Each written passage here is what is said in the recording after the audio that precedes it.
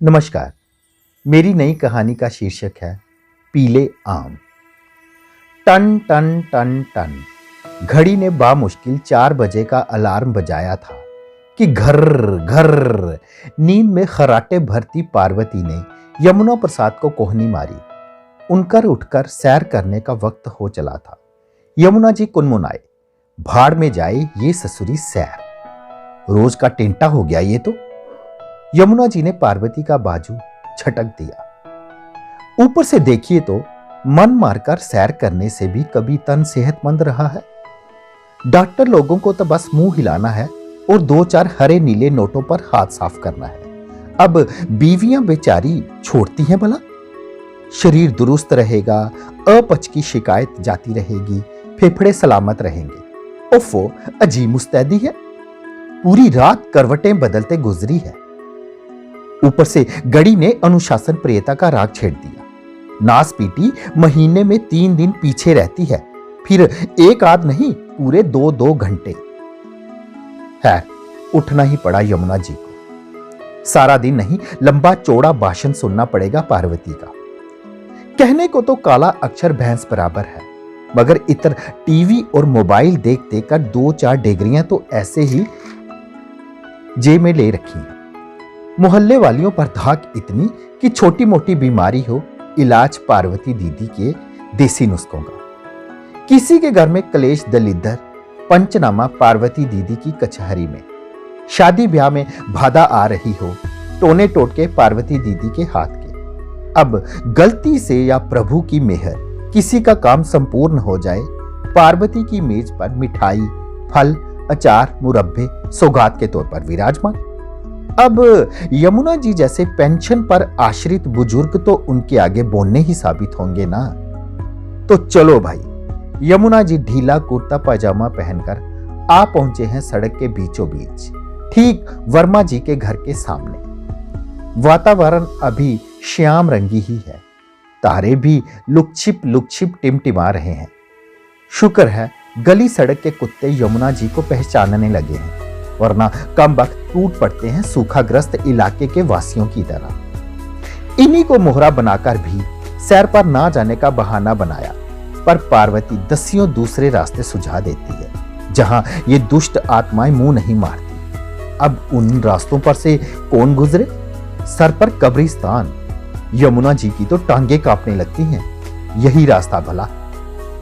आश्वस्त हो चले हैं ये कुत्ते यमुना जी की तरफ से। इस आदमी से कुछ नहीं मिलने वाला, फिजूल की गर्र गर्र क्यों? वैसे एक आध अभी भी देकर चू मुंह कर ही देता है, मगर किसी दूसरे का साथ ना मिलने पर चुप्पी साध लेता है और गूं टांगों में गर्दन दबा देता है। यमुना जी लगभग रेंगते रेंगते जा रहे हैं। द्वारिका जी का घर आने को है, मगर बगल वाली गली पकड़नी चाहिए। मौसम में कुछ गर्मी शुरू हो चुकी है। जरा से कहीं पत्ते खड़के तो कहीं राहत मिले। जून का दूसरा सप्ताह खत्म होने को है। कभी ये जून का महीना कितना भला लगता था यमुना जी।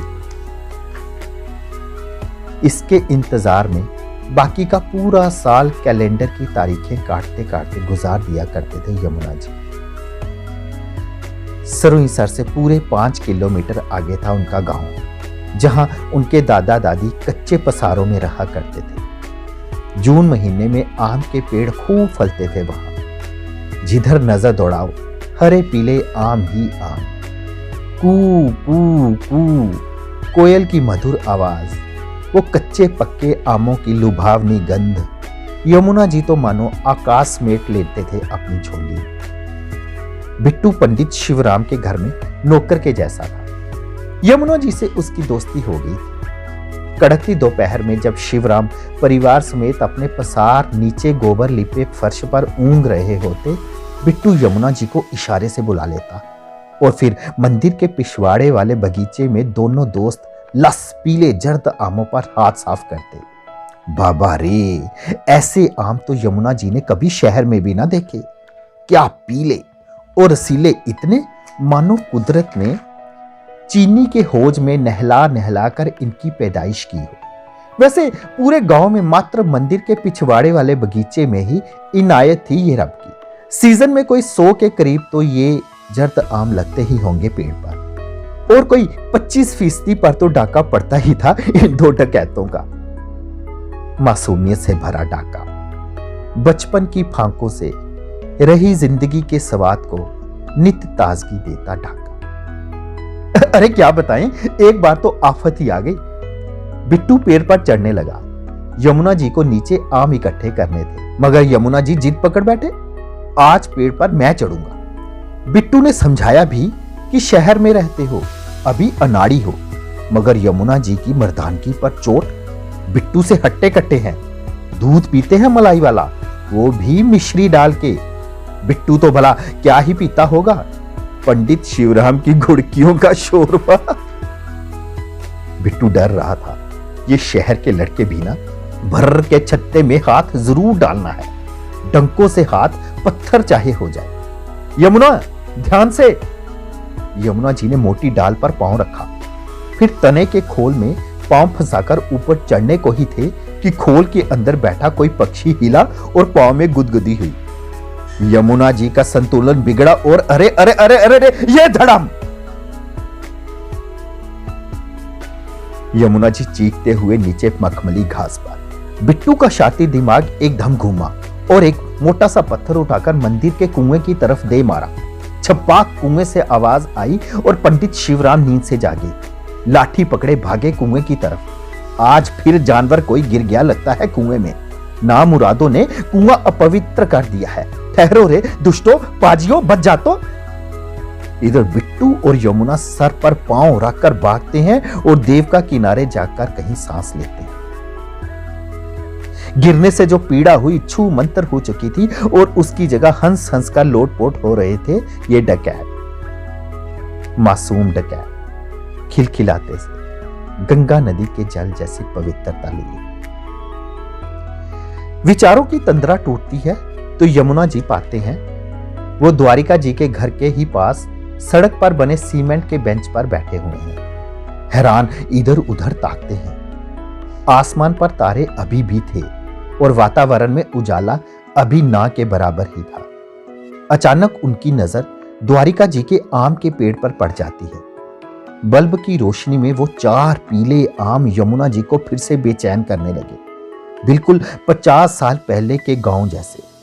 पंडित शिवराम के पिछवाड़े पे लगे आम के पेड़ वाले पिछले 13 दिनों से परेशान कर रहे हैं उन्हें। 1000 बार कोशिश की कि इन पर नजर ना पड़े, मगर दिल तो यमुना जी के इशारों पर नहीं नाचता ना। यह भी तो सोचा कि द्वारिका जी के घर से गुजरेंगे ही नहीं, ना रहेगा बांस ना बजेगी बांसुरी, मगर जीभ का स्वाद तो बा। कहते हैं गांधारी कुरुक्षेत्र की रणभूमि में पके जामुन का मोह ना त्याग पाई थी, तो फिर यमुना जी कौन खेत की मूली। जबरन पैर उन्हें खींचकर ले ही आते हैं द्वारिका जी के घर के आगे। द्वारिका जी कौन कम है, इतने रसीले आमों को कोई वृक्ष पर ही लटके रहने देता है भला। जाने शुगर के मरीज है अथवा खाने पीने से मन उठ गया है, मगर हमें क्यों सता रहे हैं इन्हें टांगे रखकर। मां कसम जीभ से पानी निकल निकल जाता है जब भी दीदार करते हैं इनके। आज हम भी इन आमों पर हाथ साफ करके ही रहेंगे। शायद तभी तो कुदरत बार बार इनके पास ले आती है हमें, हमारे नसीब में जो लिखे हैं। अंग अंग तृप्त हो जाएगा। आहा। यमुना जी ने निगाह आगे पीछे डाली। दूर दूर तक कोई नहीं था।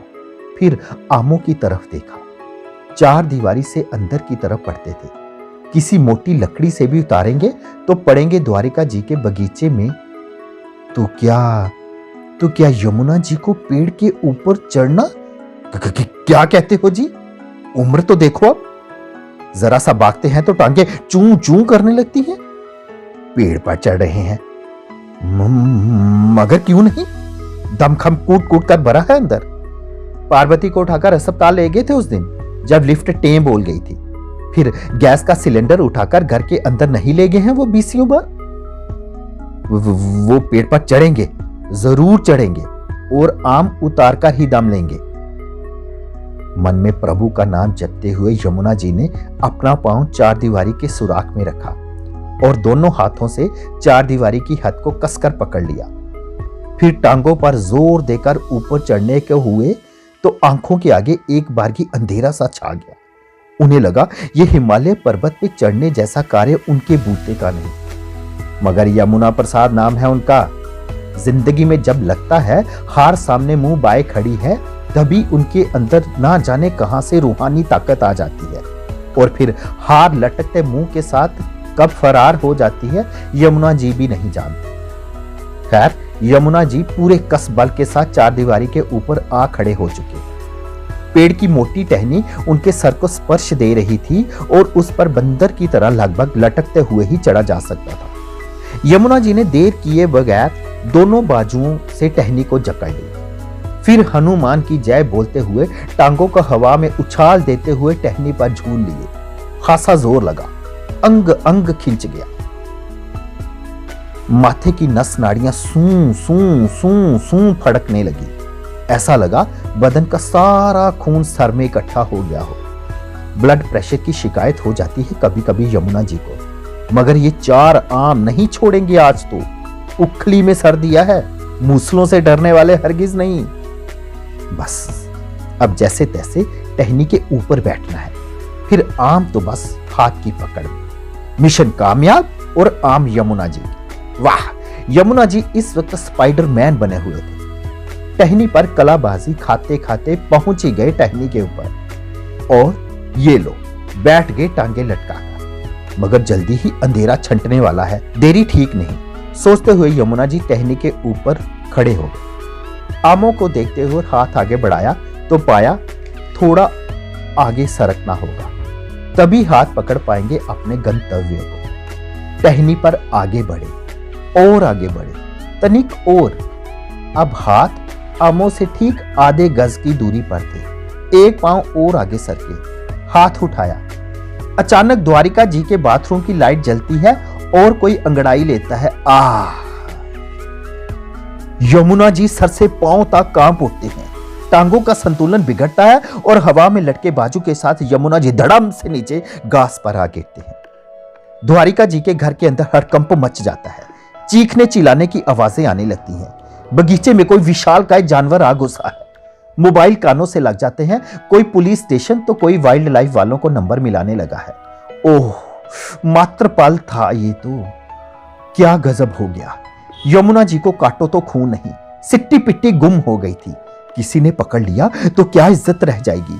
ये बुढ़ा क्या कर रहा था बगीचे में? आम चोरी कर रहा था?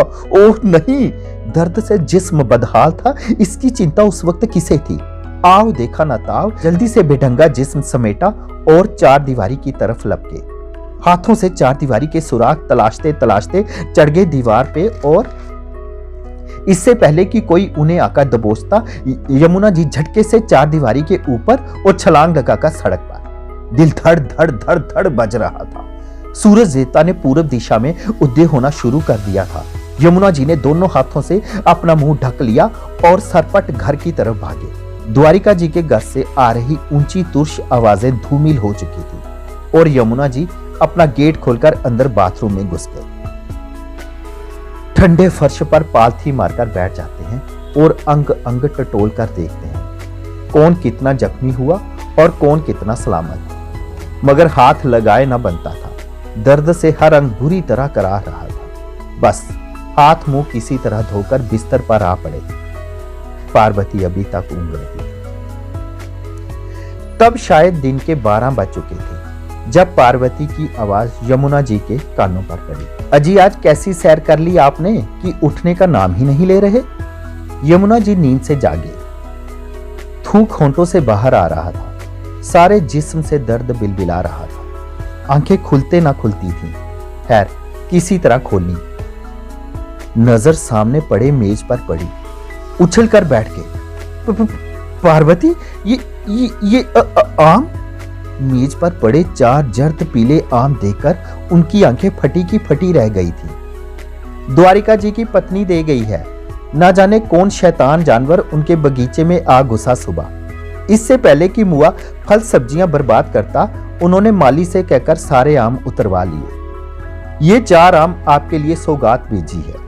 क्या? मेरे लिए?